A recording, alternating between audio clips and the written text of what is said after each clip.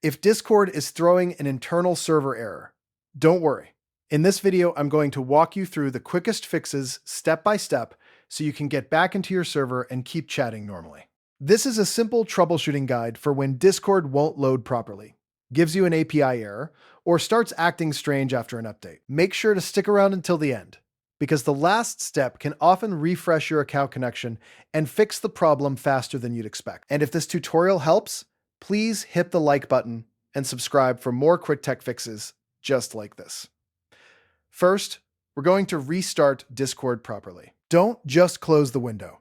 Fully quit the app.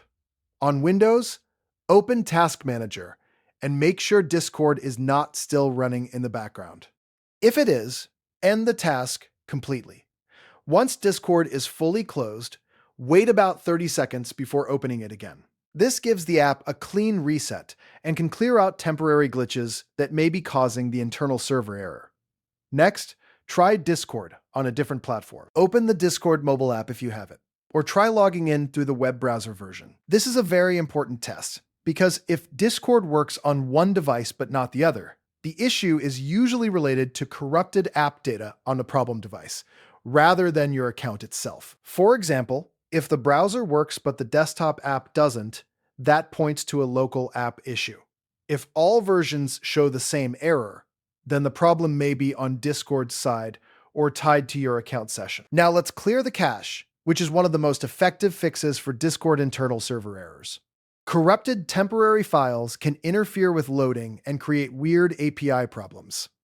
On Windows or Mac, fully quit Discord first. Then, open the run prompt on Windows and type %appdata%/discord/cache to quickly find the Discord cache folder. Inside that location, delete the cache folder, the code cache folder, and the GPU cache folder. If you're on Mac, you'll want to locate the same Discord cache files through your system library folders and remove those cache data folders as well. After deleting them, reopen Discord and let it rebuild fresh cache files. This often fixes login issues, loading issues, and internal server errors caused by broken temporary data. If you're still seeing the problem, the next step is to log out of your Discord account and sign back in. Open user settings inside Discord, scroll down, and log out completely. Then sign back in using your email and password or your usual login method.